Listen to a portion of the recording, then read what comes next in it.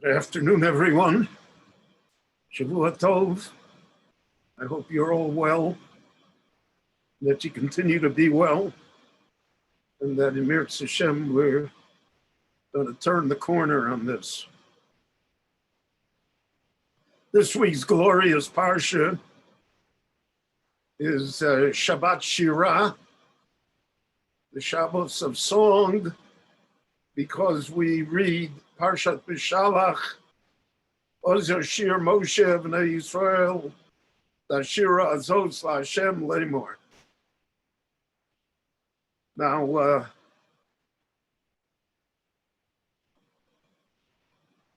the Parsha begins in a strange way. It says, Vayihi B'Shalach Paro Es Ha'om. The Talmud teaches us that whenever it says Vayihi, that's Lashon Tzara.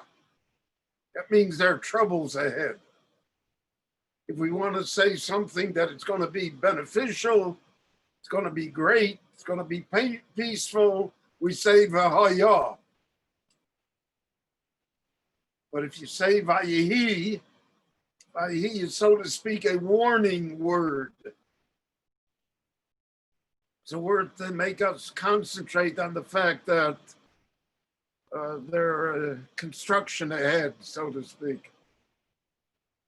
The road is not clear.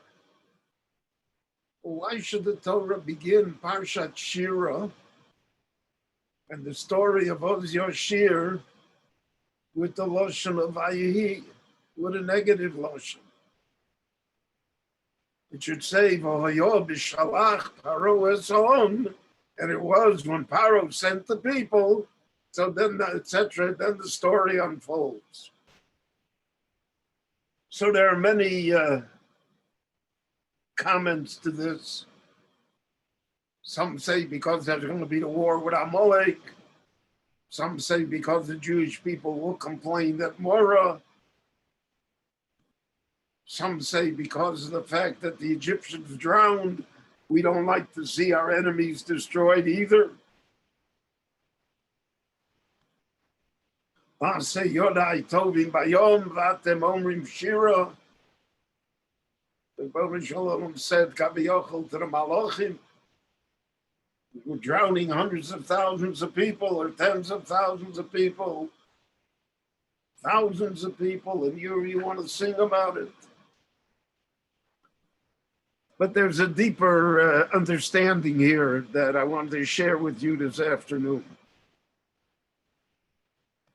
It says, Vayihi b'shalach Paro es ha'om. The Jewish people made the mistake that they thought that Paro sent them out, that they owed Paro a debt.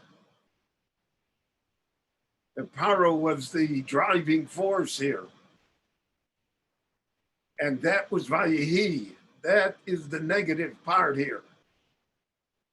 They confused the messenger with the message. They confused the fact that it was not Paro that sent them out. And in fact, we could say it was not Paro that enslaved them. That it was all planned minas shamayim. Whether we understand it or not, however it unfolds. But Paro is only the instrument. He is not the cause. He's not the catalyst that gets it going here.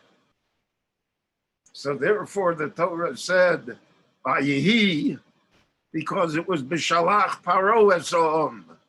The people felt that Paro sent them, and that it, so to speak, wasn't from Hashem, it wasn't from the divine authority, it wasn't from the master plan.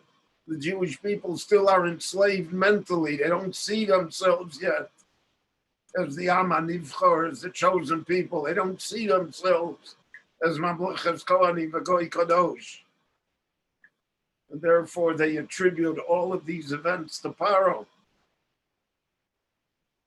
We find it even more telling, I think, when it comes to the story of the ego, the golden calf.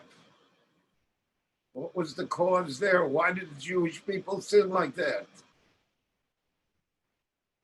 So there the Torah introduces us also, Vayaron ki Moshe Moshe. Moshe isn't there.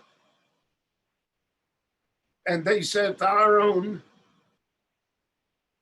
Moshe Oish Asher Elonu miMitzrayim. Moshe was the one that took us out of Egypt. How could we continue without him? How could we be without him? That was their error. Because again, they confused the messenger with the message. Moshe is the Shliach Hashem. Moshe is the Eved Hashem. Moshe didn't take him out of Mitzrayim. The Rebbeinu Shalom took him out of Mitzrayim. And because they attributed it to Moshe, they attributed it to human beings. So therefore, it's easy to fall into sin. It's easy to create a calf, because what's the difference, a human being or a calf? And that was the ultimate mistake for which the Jewish people have paid over all of the ages. So that's the Vayehi here. And we see this continues throughout Jewish history. It's the nature of people. We attribute things to people. Many times people are only the instrument of Hashem. Chazal say, Leiv Malachim V'Sorim B'Yad Hashem. Kings, officers, people in authority, they don't have the free will that they think they have. Not up to them. And we see that throughout our history, sometimes for good and sometimes for better, but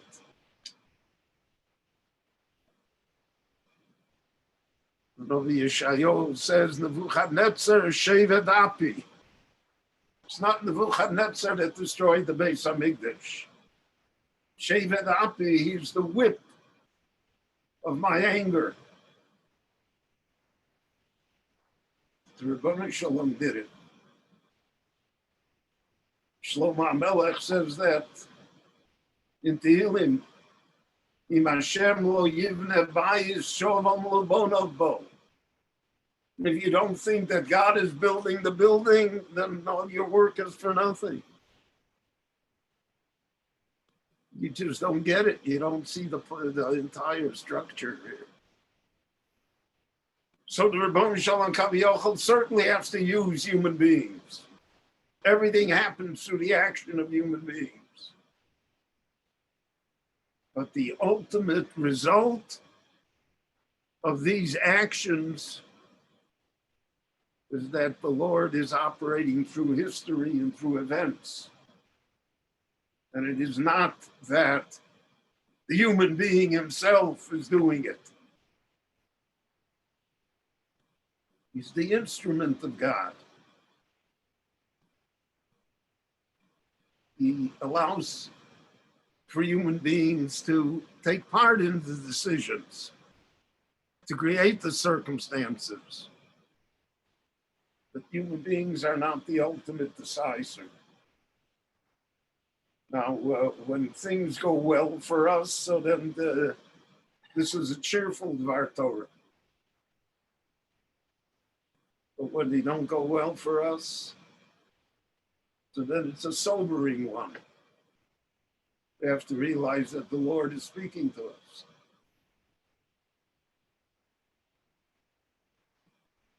And that therefore we should look at our ways and our behavior, our attitudes, our values. So the Torah puts us on notice right away by Yehi. This is a challenge. I'm not taking you out of Egypt for an easy ride. I'm not taking you out of Egypt so that everything will go swimmingly well for you. But the problem is you. Vayhi b'shalach paro esohom.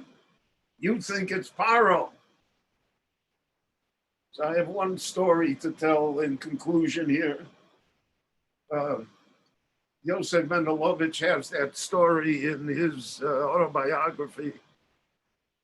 He writes about the fact that he was in the Gulag in prison. That was at the beginning of his religious revival. And he decided he's a Jew, he's going to wear a kippah. Now, the prison uniforms did not give you a kippah. So he took from the sleeve of his garment and he cut out cloth and he put it on his head. The jailer saw him and reported him to the warden. He's accused of defacing Soviet property, cutting the sleeve, and he's not allowed to wear a kippah. So they brought him to the warden of the jail, who was a KGB captain. And the KGB captain said to him, Mendelovich, take off that rag. And Mendelovich said, I'm not going to take it off. He forced your men to take it off. I'm not taking it off. So the captain took out his pistol and put it on the table. And he said, Mendelovich, I'm telling you to take off your head covering. And Mendelovich said, I'm not taking it off. So he took the captain took the pistol and cocked it. Mendelovich said, you can shoot me, but I'm not taking off the head covering. And then he said a strange thing happened. The captain put the pistol down and the captain himself wept. And the captain said to him, Mendelovich, aren't you afraid to die? And Mendelovich said to him, I don't want to die. I want to get out of here. I want to go to Jerusalem. I want to marry. I want to have a family. I want to have a future. But he said, the difference between you and me is that I know that death comes from the hand of the one that gave me life. And you think that death comes from Brezhnev. And that's why you're afraid. That's the lesson here. Vayhi b'shalach paro esohom. It's not Paro. It's not Brezhnev. And if we think that way, then I'm certain that we'll always behave in a proper and good fashion. I want to thank you all for listening, and we'll be back tomorrow at the same time. Be well and stay well. Kol Tuv Selah.